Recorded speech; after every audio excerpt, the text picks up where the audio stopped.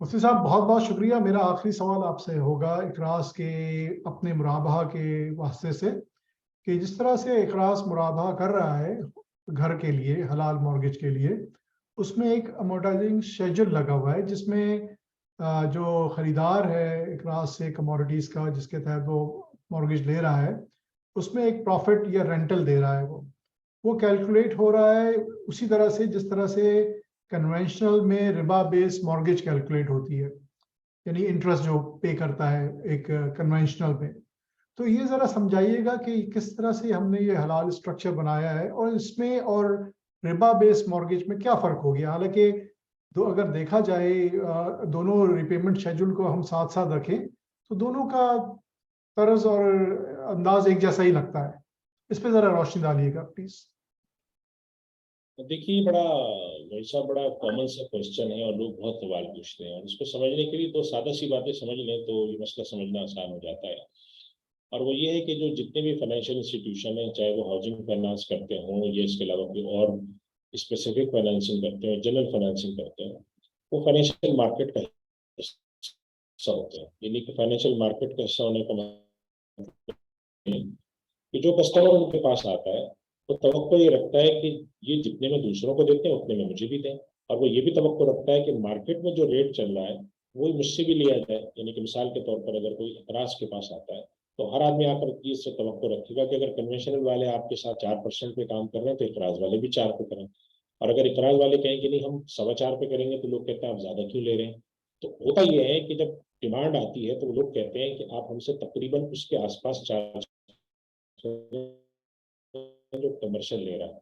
वरना आपने सुना होगा कि बहुत सारे लोग फिर ये इल्जाम लगाते हैं कि आप हमसे मुसलमान होने के कॉस्ट ऑफ बीइंग मुस्लिम ले रहे हैं, या आप हमारे पास स्पेसिफिक इंस्टीट्यूशन है तो हमसे चार्ज कर रहे हैं। तो ये पिछले 25 साल में काफी इस किस्म के जिसे हम कहते हैं तनाज़ुआत के बाद और डिस्कशंस के बाद मामला यहाँ तक आ गया कि लोगों ने कहा है कि भाई हमसे अगर हम हाउसिंग फाइनेंस के लिए आ रहे हैं तो हाउसिंग फाइनेंस चाहे कोई कन्वेंशनल देता हो या इस्लामी देता हो, इनके दरमियान फर्क बहुत गैर मामूली नहीं होना चाहिए। क्वार्टर का, जिसे हम कहते हैं कि फ्रैक्शन का कोई फर्क आता है तो चले वो हम मान लेंगे, लेकिन ज्यादा का नहीं मानेंगे। इस वजह से क्या हुआ कि मार्केट ओवर पीरियड एक तरह की बराबरी की सतह पर आ गई। अब जब आप फाइनेंसिंग करते हैं इस्लामी तरीके से तो जब आप जो चार्ज कर रहे होते हैं तो इसका अमोर्टाइजेशन शेड्यूल को कोई देखता है तो कहता है ये तो बिल्कुल वैसी है जो कि कन्वेंशनल का। तब उनसे सवाल ये किया जाए कि अगर कन्वेंशनल के मुकाबले में ये फर्क होता तो आपके ख्याल में कितने कस्टमर आते हैं। आजकल बाज़ जगहों पे मेरे पास एक सवाल आया था कि यूरोप और अमेरिका, कनाडा में बाज़ इंस्टीट्यूशन में कस्टमर को अपनी तरफ अट्रैक्ट करने के लिए कुछ 1 या 1.5% तक का शुरू में मार्जिन एक ऑफर करते हैं। अब उसके नतीजे में इस्लामिक फाइनेंस एक वायबल ऑप्शन नहीं रहता, तो लोग आकर कहते हैं कि हम इस्लामिक फाइनेंस कैसे लें, हम कन्वेंशनल में क्यों ना चले जाएं।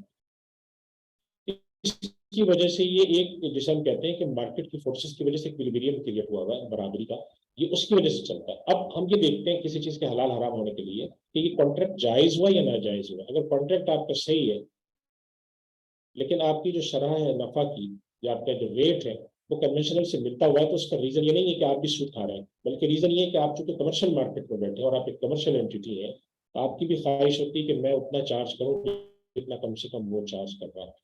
और ये बात मैं आप सर्च करूँ कि जब थोड़ा अरसे में इस्लामिक फाइनेंशियल इंडस्ट्री का चंक बड़ा होगा, चंक बड़ा होने से मेरी मुराद है कि तकरीबन ये कोई क्रिटिकल मास की जो टर्म हम इस्तेमाल करते हैं कि 30, 35, 40% तक के अभी पहुंचेगा तो डेफिनेटली वहां पर कोई फर्क आना शुरू होगा। लेकिन आज फाइनेंशियल मार्केट में पाकिस्तान और मलेशिया जैसे मुल्कों में भी इस्लामिक फाइनेंस अभी 40% से ऊपर नहीं गया है, यूरोप और कनाडा वगैरह में तो शायद 1% भी नहीं है।